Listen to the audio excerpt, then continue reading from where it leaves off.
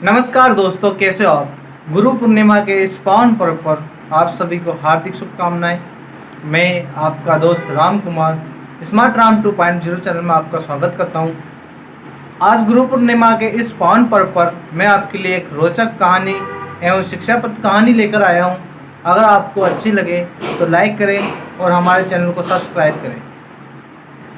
तो एक बार की बात है, भगवान नारद घूमते घूमते श्री नारायण जी के पास पहुंच जाते हैं। जब श्री नारायण भगवान को ये पता चलता है कि नारद जी अपने यहाँ पर आए हैं, तो वो है उनका आदर सत्कार करते हैं और उनको अच्छे से भोजन वगैरह करवाते हैं। परंतु जब नारद जी वहाँ से प्रस्थान करने लगते हैं तो श्री विष्णु लक्ष्मी जी से बोलते हैं कि जहाँ पर नारद जी बैठे थे उस स्थान को आप गोबर से लीप दीजिए।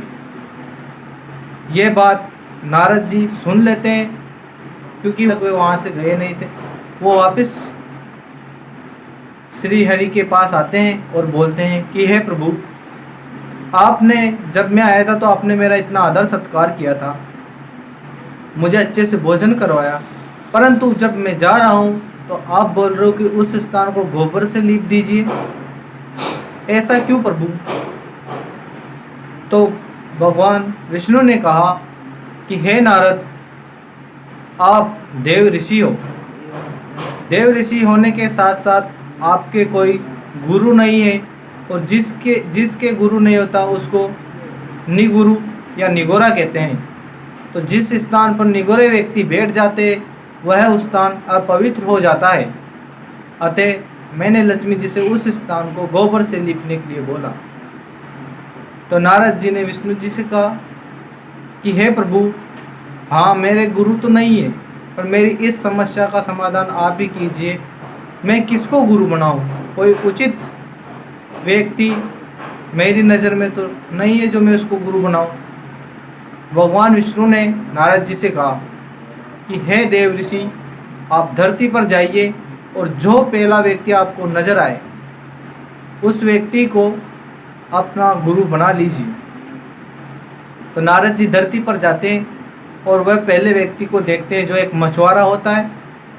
मछुआरे को देखकर नारद जी सोच में पड़ जाते हैं कि मैं कहाँ देव ऋषि नारद और ये एक तुच्छ मछुआरा, इसको मैं गुरु बनाकर क्या करूँगा। वह नारद जी भगवान विष्णु के पास जाकर बोलते हैं कि हे प्रभु, वह तो एक तुच्छ मछुआरा है, मैं उसको अपना गुरु कैसे बना सकता हूँ, क्योंकि मैं देव ऋषि नारद हूँ। नारद इतना सुनते ही भगवान विष्णु को क्रोध आ जाता है और वो क्रोध के आवेश में आकर ये बोलते हैं कि देव ऋषि, आप एक गुरु का अपमान कर रहे हो, आप गुरु के बारे में अपमानजनित बात बोल रहे हो, इसलिए मैं आपको श्राप देता हूँ कि आप 84 लाख योनियों में घूम कर ही वापस आओगे। इतना बोलते ही नारद जी उनसे क्षमा याचना करते हैं। तो भगवान विष्णु नारद जी से बोलते हैं कि आप उसी मछुआरे के पास जाइए और उसको अपना गुरु बनाइए, मेरे इस श्राप का तोड़ उसी के पास है। तो नारद जी उस मछुआरे के पास जाते हैं और बोलते हैं कि मुझे अपना शिष्य बना लीजिए, मैं आपको गुरु रूप में स्वीकार करता हूँ। जब इतनी बात मछुआरे ने सुनी तो पहले तो उसने गुरु बनने के लिए मना कर दिया, परंतु जब भगवान नारद ने पूरी बात बताई तो उसने हामी भर ली और उसने कहा कि आप ऐसा कीजिए नारद जी, भगवान विष्णु को कहिए कि जो 84 लाख योनियाँ हैं उनका एक फ़ोटो बना दीजिए, उस फोटो के ऊपर मैं घूम कर आ जाऊँगा। इस प्रकार से उस मछुआरे ने जो भगवान विष्णु ने नारद जी को श्राप दिया था उसका तोड़ निकाल लिया।